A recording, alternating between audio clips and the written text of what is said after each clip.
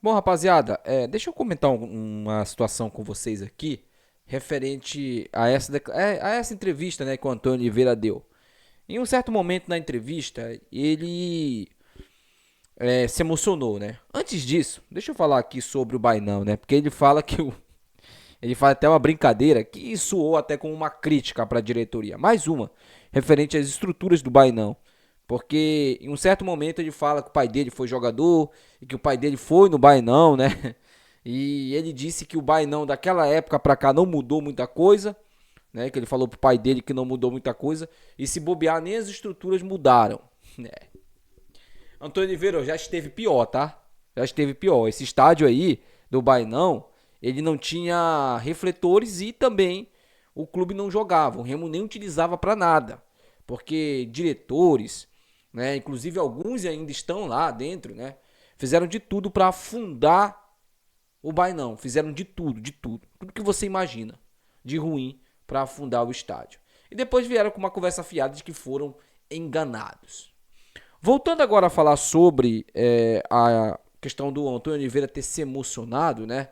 Deixa eu falar uma coisa aqui rapidinho para aqueles torcedores que, né, por alguma maneira acharam ou acham que eu vou pegar meio que leve, né, com as críticas referente aí ao Antônio Oliveira, né? Caso o clube do Remo não consiga os êxitos. Muito pelo contrário, tá, gente?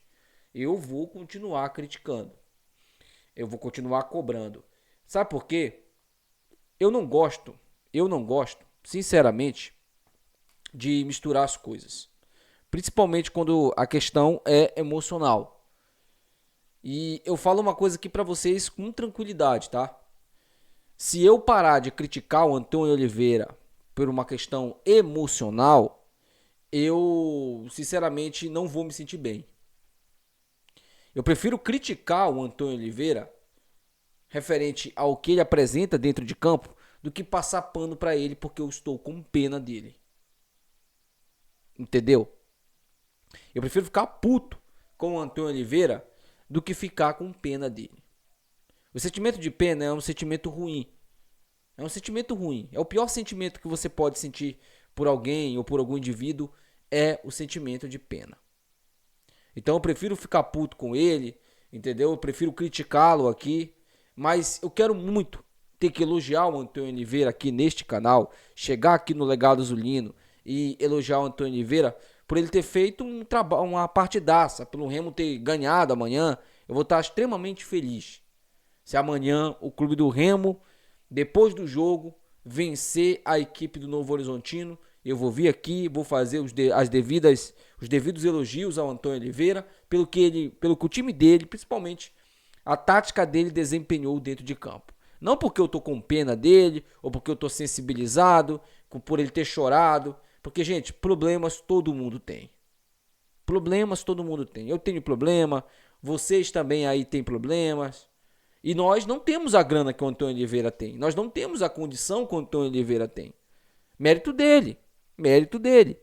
Agora, eu não vou ficar com pena dele e vir aqui no canal ter que justificar algumas coisas que, sinceramente, não faz nenhum sentido. Bom, sobre anúncios aí, o Remo anunciou o Natan, né? O lateral direito, que já está no bid e pode atuar com a camisa do Remo. Se ele vai ser relacionado para esse jogo, eu não sei te dizer.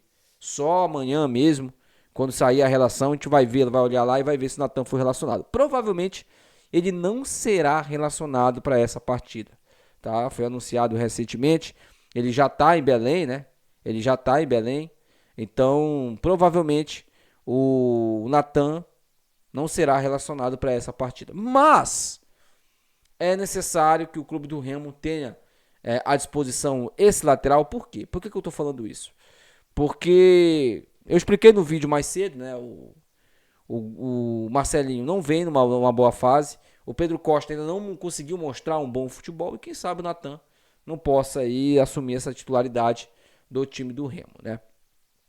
Rapaziada, provavelmente amanhã teremos o time do Remo titular em campo da seguinte maneira, tá? Marcelo Rangel no gol, lateral direita Marcelinho, meio de zaga ali, né? Dupla de zaga, o Camutanga e o Kaique, e na lateral esquerda o Sávio. No meio de campo, Caio Vinícius, do lado dele, né, o Cantilho e o Jaderson. No ataque, Marrone, Janderson e o Pedro Rocha. Esse é o time titular do Remo. Vou repetir mais uma vez para você, tá? Marcelo Rangel, Marcelinho, Camutanga, Kaique Almeida e na lateral esquerda o Sávio. Meio de campo, né?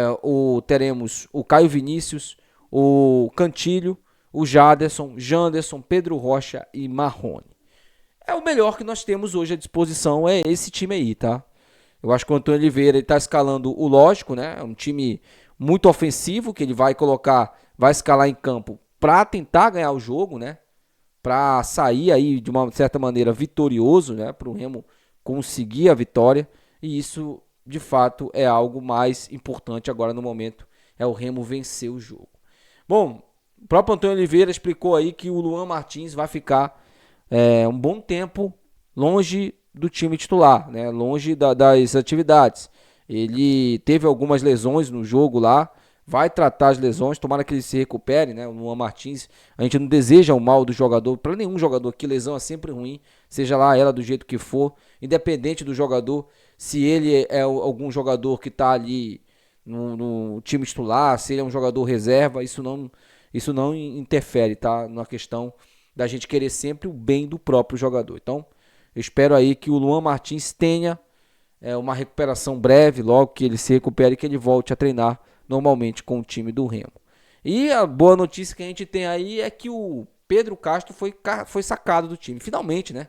O Antônio Oliveira caiu na real, viu que o Pedro Castro era um jogador que não acrescentava em absolutamente nada no meio de campo, e aí ele pelo menos vai dar uma oportunidade para o Cantilho. Ele também vai se dar uma oportunidade, né, de escalar o time que o torcedor acha que é o ideal, e principalmente o que é de fato o ideal e que pro Antônio Oliveira pode ser ali a sacada, né? Se ele vencer amanhã, já é um respiro, já é um ânimo maior, principalmente pro próximo confronto que a gente vai ter de 6 pontos contra a equipe do Avaí, né? O time do Avaí a gente vai enfrentar em casa. São 2 jogos para a gente somar 6 pontos, chegar aos 31 pontos nesse primeiro turno. É muito importante a gente ultrapassar a pontuação de 30 pontos, né? Vencendo essas 2 partidas, a gente chega na pontuação de 31 pontos, né?